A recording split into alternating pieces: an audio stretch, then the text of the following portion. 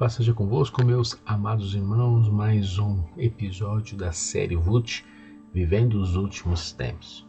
O objetivo dessa série é nós olharmos para a palavra e alguns pontos importantes que têm a ver com o tempo que nós estamos vivendo, porque há ensinos, há relatos e mesmo as profecias que podem estar apontando para um futuro, elas trazem um ensinamento para os dias de hoje. É isso que nós vamos estar vendo em muitos lugares da Bíblia, para que nós venhamos ser fortalecidos, para que nós venhamos receber esse ensino, essa provisão de Deus tão importante para os dias ao qual nós vivemos. Vamos orar ao Senhor. Pai, agradecemos a Ti, Senhor, por essa oportunidade, Pai, por podermos meditar na Tua palavra, receber esse alimento dos céus. E pedimos e oramos que o Espírito Santo, Ele seja aquele que vai iluminar os nossos pensamentos, nos guiar, nos tirar do engano, das dificuldades, Senhor, que estão ao nosso redor. E iremos, Senhor, permanecer, como a Tua palavra diz, sobre aquele que permanece, sobre aquele que luta até o final. Que nós sejamos estes, Pai. Assim nós agradecemos e Te louvamos. Amém. Então nós vemos aqui no início desse texto, falando sobre os 7 Espíritos de Deus e as 7 estrelas. Os 7 Espíritos, ou esse número 7, ele fala sobre uma completude. Ele fala sobre uma plenitude. E Deus, ele é pleno em tudo aquilo que Ele faz, em tudo aquilo que Ele é. E nós precisamos dessa plenitude, nós precisamos de tudo aquilo que vem dos céus. As estrelas apontam para os anjos, aqui os anjos da própria igreja, aqueles que estão ali à frente.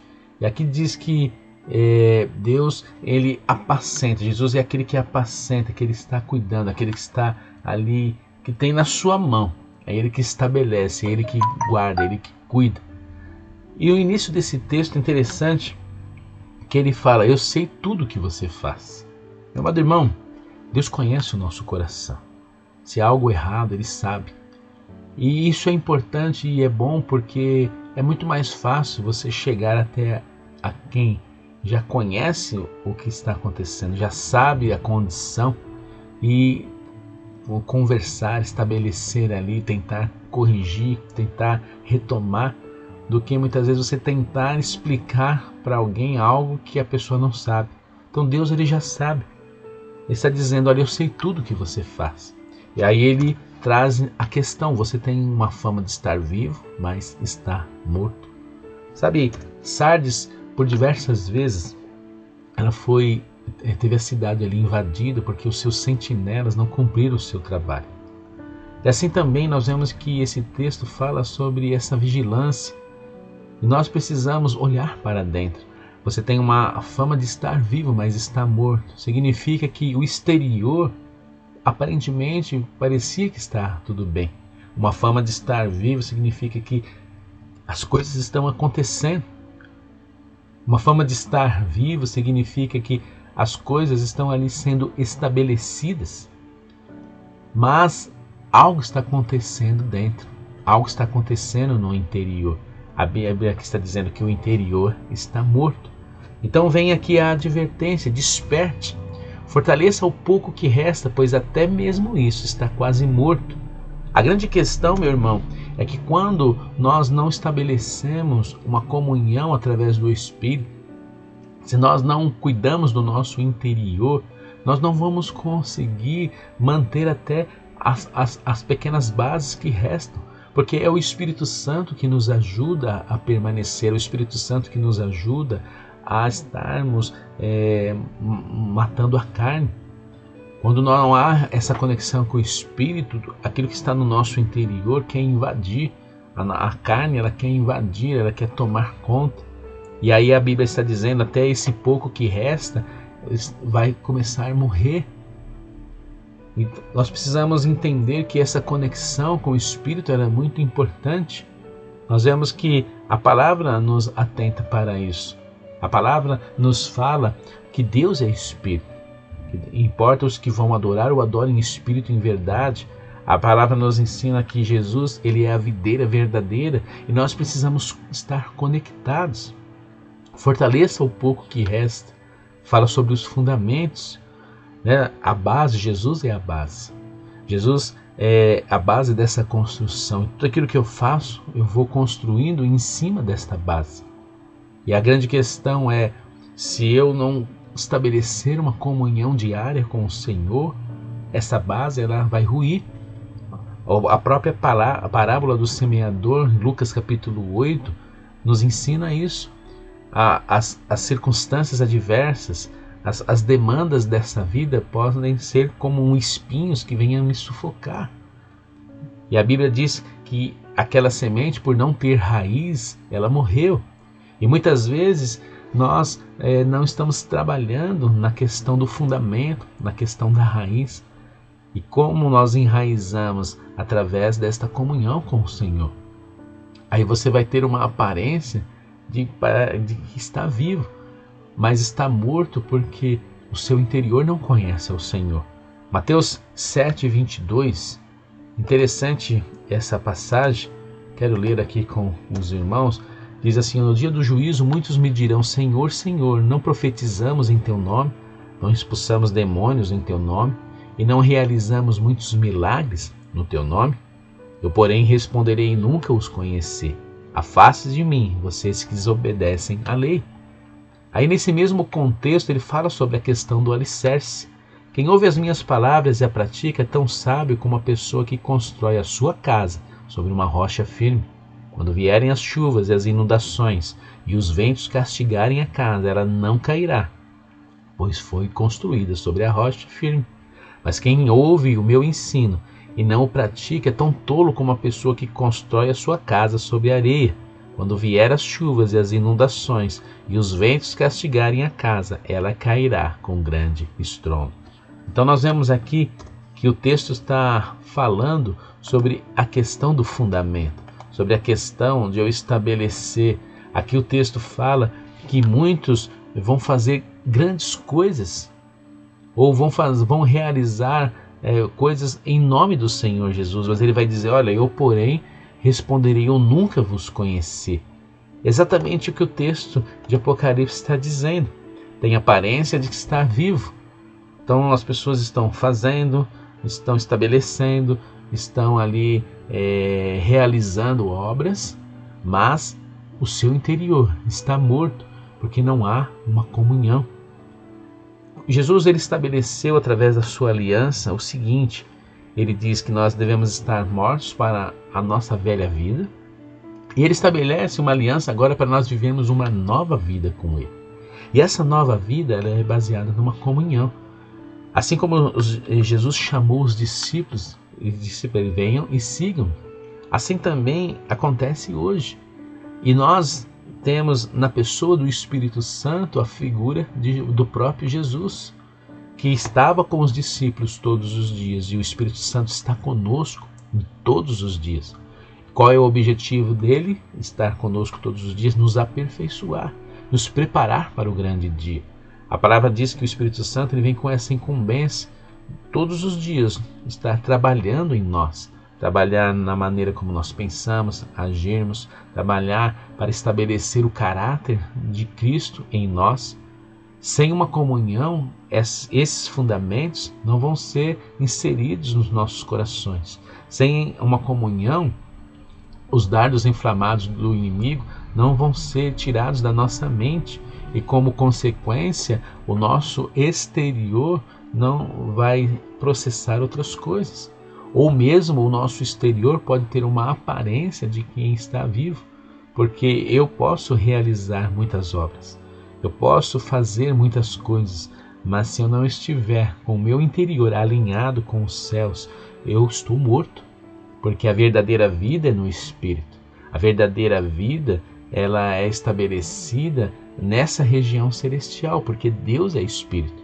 Então quando eu entro no quarto, como Jesus ensinou, fecho a porta, estou ali com o meu Pai, eu estou ali naquele momento criando uma conexão. Naquele momento eu estou ali nas regiões celestiais.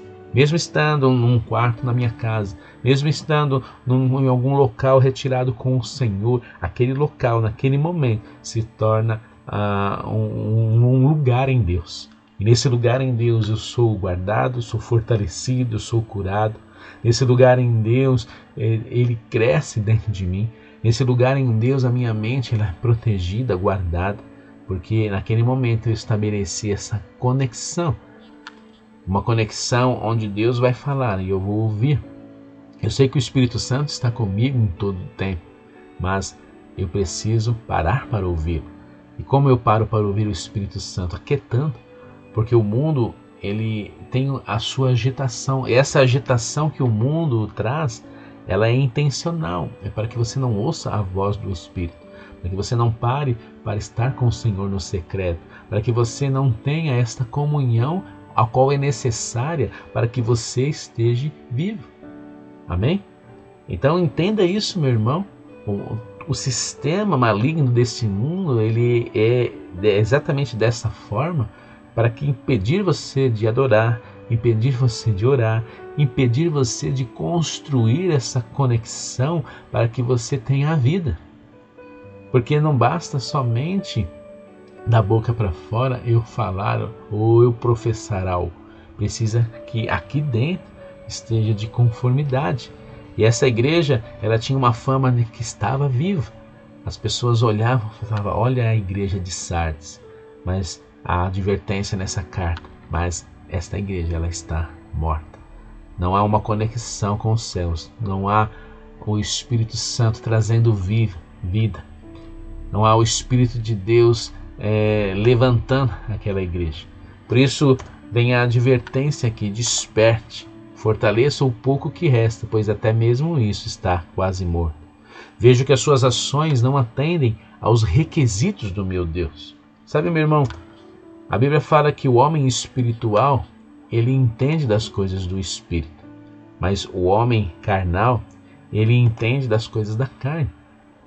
E isso parece algo muito óbvio, mas nós precisamos olhar para estas coisas, porque a Bíblia ela fala que eu preciso ser guiado pelo Espírito. Olha o que o livro de Gálatas nos ensina. Quando, porém, são guiados pelo Espírito, não estão debaixo da lei.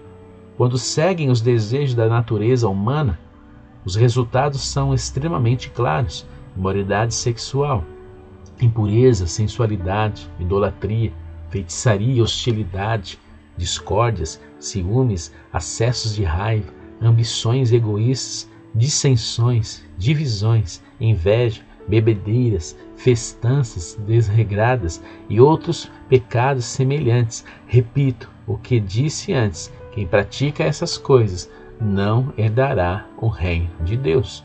Então nós vemos que há uma marca daquele que está morto, porque eu posso ter práticas, posso fazer coisas para Deus, ou podemos colocar esse para Deus entre aspas, né? Porque na verdade Deus ele quer o quê? Deus prefere muito mais que você tenha uma comunhão intensa com Ele do que muitas vezes pratique apenas coisas vazias que não tem nada a ver com aquilo que Deus espera de nós, porque a essência é nós estarmos matando a nossa carne. A essência de estar conectado com o Senhor é que o caráter de Cristo seja estabelecido em nós. Aqui nós vemos essa questão das obras da carne e do Espírito. Olha o que diz aqui o versículo 22 de Gálatas. Mas o Espírito produz este fruto: amor, alegria, paz, paciência, amabilidade, bondade, fidelidade, mansidão e domínio próprio. Não há lei contra essas coisas. Amém? Aqueles que pertencem a Cristo Jesus crucificaram as paixões e os desejos da sua natureza humana. Então exatamente esse é o texto está nos referindo a isso. O texto está nos mostrando que eu posso até ter práticas, eu posso até ter essa, podemos dizer assim, essa aparência de que estou vivo através das coisas que eu faço, mas se na verdade eu não consigo mudar ou não consigo frear a minha natureza humana, a Bíblia diz que na verdade eu estou morto por dentro, porque aquele que tem o Espírito Santo, ou aquele que permite que o Espírito Santo ele trabalhe, ele venha fazer algo no seu interior, vai conseguir produzir estas coisas.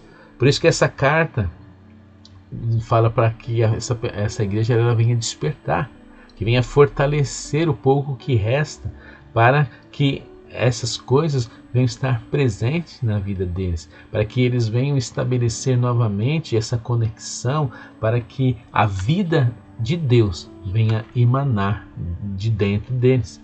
Pode ser que não dê mais tempo de que grandes transformações aconteçam, porque a transformação, a vida em Deus é um processo diário. É isso que essa carta está dizendo. Olha, fortaleça o pouco que resta, pois até isso mesmo está quase morto. Pode ser que não dê tempo. O versículo 3 diz assim: lembre-se do que ouviu e do que acreditou no princípio. Agarre isso com firmeza e arrependa-se. Se não despertar, virei subitamente até você como um ladrão. Olha o que Jesus está dizendo aqui. Todas as vezes que nós vemos essa palavra arrependa, significa que essa prática é um pecado. Se está dizendo para se arrepender, está dizendo que há uma falha ali. E qual é a falha aqui? Não vigiar. Qual é a falha aqui? Não estabelecer uma conexão através da comunhão diária com o Espírito. Qual é a falha aqui? Não tendo a força de Deus para que esse fundamento esteja ali alicerçado. Mas o que essa igreja tinha de contundente? Ela tinha essa fama, estava viva. Por quê? Porque só Deus sonda os corações. Ela tinha essa fama porque as pessoas olhavam para essa igreja e parecia que estava tudo normal. Mas para Deus está dizendo, não está tudo normal. Eles estão mortos. Eles não há vida do Espírito dentro deles. Só há práticas, mas não há uma conexão, não há uma comunhão. Isso nos serve de alerta, meu irmão. Sabe, muitas pessoas estão sendo enganadas nesses dias, simplesmente porque estão na igreja, mas não estão sendo ensinadas a buscar a presença do Senhor. Não estão sendo ensinadas na questão da oração, não estão sendo ensinadas na questão da leitura da palavra, na meditação, não estão sendo ensinadas na questão que estas coisas vêm mudar a minha essência. E aí muitas vezes são investidas ou são colocadas para fazer muitas coisas.